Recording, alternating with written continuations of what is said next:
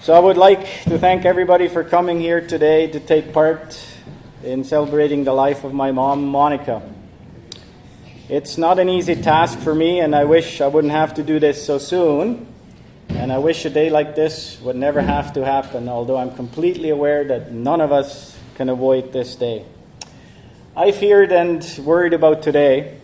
Questions to which I couldn't find answers to started to haunt me.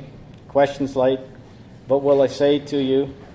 Am I going to say the right things about my mom? How many of you will show up?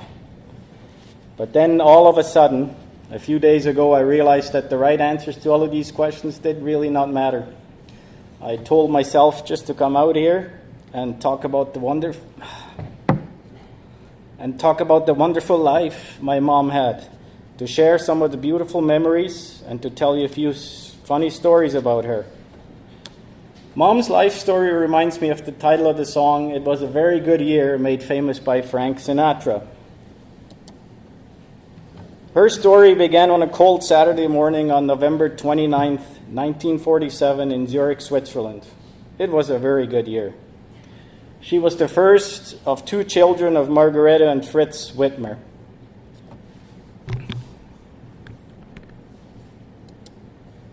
When she was 7, it was a very good year. She was joined by her sister Anne-Marie that year.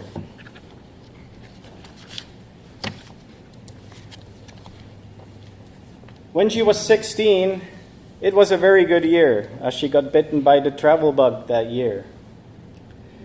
During her lifetime, she was very fortunate to see most of Europe, North and Central America. Her feet touched the sands of the Sahara Desert while roaming around Northern Africa in the mid-1960s.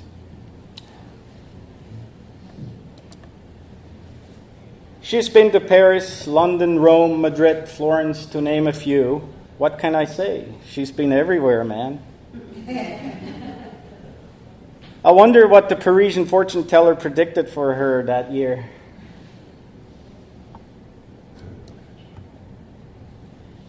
When she was 19, it was a very good year. How can it not be, being that young and beautiful?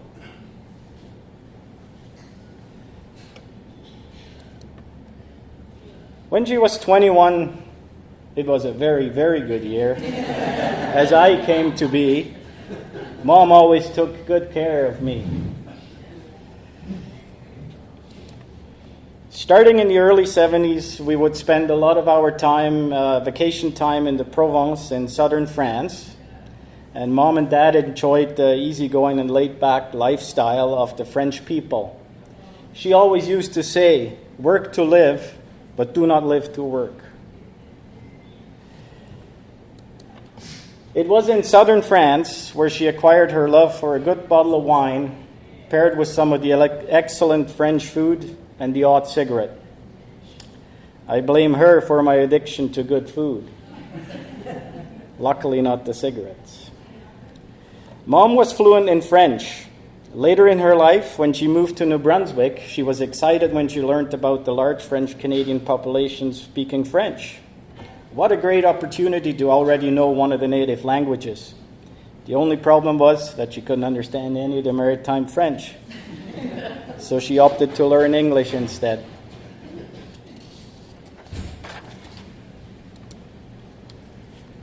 When she was 25, it was a very good year, as she took me to the Pont du Gard that year.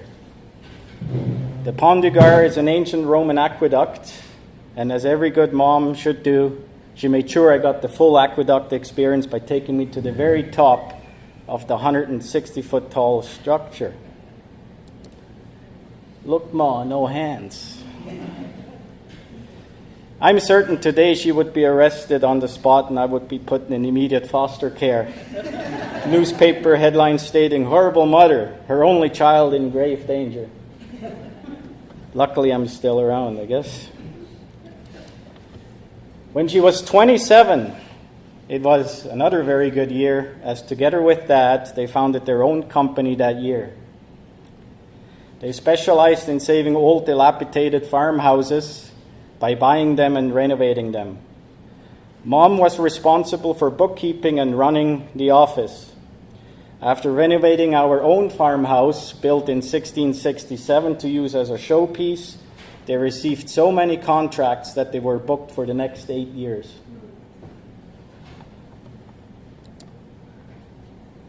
Despite their success and endless hours of hard work, Mom always found and took time to do things with me. I was in love with motocross racing, so she took me to the many races held on Sundays. She involved me in craft projects and spent countless hours building Lego cities with me. To my disliking, the Lego structures then had to be dismantled and all the pieces be put back in its proper box, in its proper place, in its proper drawer, and all perfectly sorted to be used again next time. She loved things to be neat and tidy and clean, but that's another long story to be told a different day. When she was 28, it was a very good year, as this was my first school year. I thank her for being there and encouraged me on my first day of grade 1.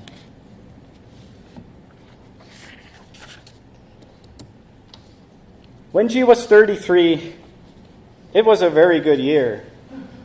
The whole family went on a 4-week vacation in America. Now that was big. No, huge.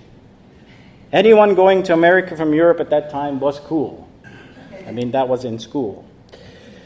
She did not speak any English at that time, so when the waiter asked her if she wanted soup or salad, she replied with, yes.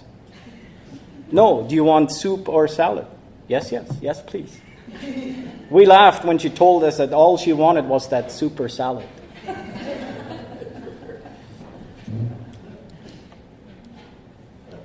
When she was 35, it was a very good year. She gave me a brother that year. No, she did not get pregnant. She got me a guest brother. Jan was his name, and he came as an exchange student into our household for a year. She told me that this would be a good experience for an only child. Oh boy, she was right. And actually, Jan did come here with his wife, Kathleen. Thank you very much. She was always dressed beautifully. Many described her as a lady with good taste and attire. She was classy in the 60s. She was classy in the 70s. She was classy in the 80s. In the 90s.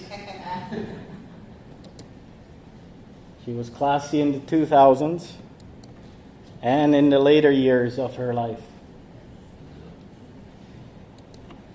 When she was 39, it was a very good year as she moved to Canada that year. It was the start of a new chapter on a new continent. The goodbyes at the Zurich airport were hard and a few tears were shed. She told me that the 40s were her best years because she had good health to have fun and live life. These were the years she entertained friends. I remember many fun outdoor parties, some even involving like big pig roasts. She was right about the 40s. They were also my best. Too bad they went by so fast. And I think you probably all know about that. She always kept up with technology gadgets, but was never in love with them. She got one of the first Mac computers. Remember the little cubes? I'm sure you remember them. Now here I have a funny story to tell. So we were walking in and she says, help. And she was at the desk with the mouse at the corner and she couldn't go any further. I said, what are you doing, Mom? She said, well, my cursor, I can't quite get it up there. So I said, well, you lift your mouse and you continue that way. So that was her relationship with technology. When she was 43, it was a very good year. She became a Canadian citizen and started to curl that year. She learned the sport pretty quick and was very good at it. She played in both competitive and casual leagues. One of her skips recently wrote to me, and I quote, we had so many good times, good laughs, good curling, good shots, and then some not so good shots. We both loved to compete. We always enjoyed that. And one of the wonderful things about Monika And then you will notice is her desire and determination to sweep that rock all the way down the ice to that spot it was to finish at. As you can see, her competitive side was very strong, but believe me, once off the ice, she knew how to have fun as well.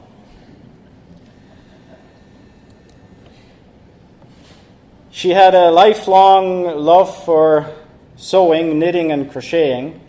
Maybe you were one of the lucky ones who got to enjoy one of her blankets or pillows.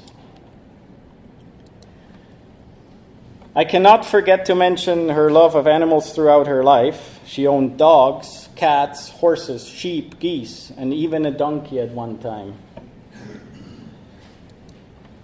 When she was 56, it was a very good year, moving from east to west that year, ending up in one of Canada's nicest places, right here in the Okanagan Valley. Kelowna would become her home for the rest of her life. When she was 60, it was not a very good year, diagnosed with COPD that year.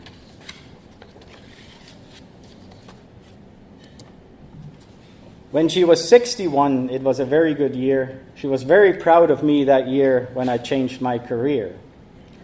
She always supported my choices and encouraged me when I needed it. The one thing she did not like was my choice to fly water bombers. It's too dangerous. Why don't you fly passengers instead? Well, Mom, I said, do you remember the aqueduct? That's where I guess got addicted with danger. When she was 62, it was not a very good year. She lost Peter that year. It was very hard on her losing her husband by accident, and she never completely recovered from her loss of her lifelong partner. Her bad luck continued when she was 63. It was not a very good year, as she was diagnosed with cancer that year. When she was 64, it was a very good year, as she beat cancer that year. When she was 70, it was a very good year, as we all went to Switzerland that year. She really enjoyed her time there, refreshing old memories with family and friends. She also came on a long hike in the Alps, and this is where we really noticed her fight for air. Sadly, she quit curling that year. When she was 73, it was not a very good year, as it was the COVID year. It was a sad time when she had to isolate herself, like so many other elderly, to protect herself from COVID. She was very afraid of the virus due to her progressing COPD at that time.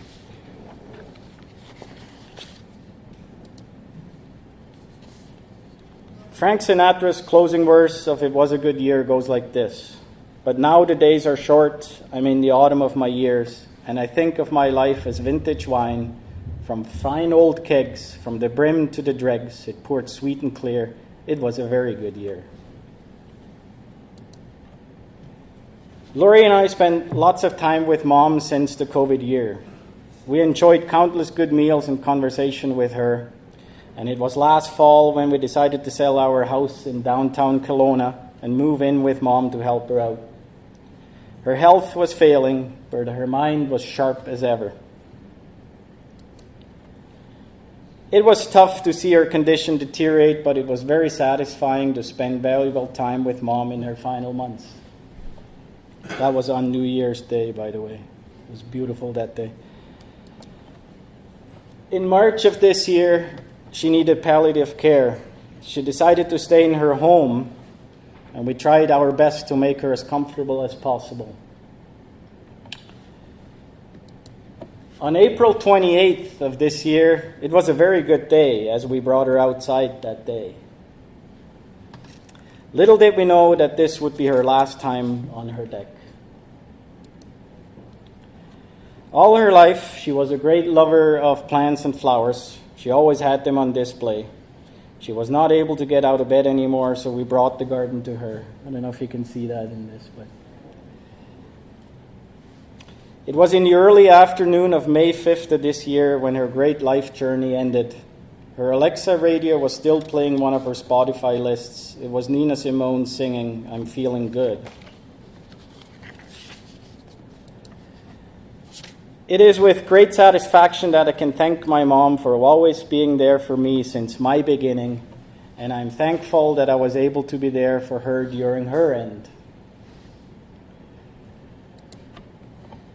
A few days before her death, I overheard her on the phone with her niece in Switzerland. She said, "Oh, don't worry about me. I've had a really, really good life." You have no idea how good that made me feel.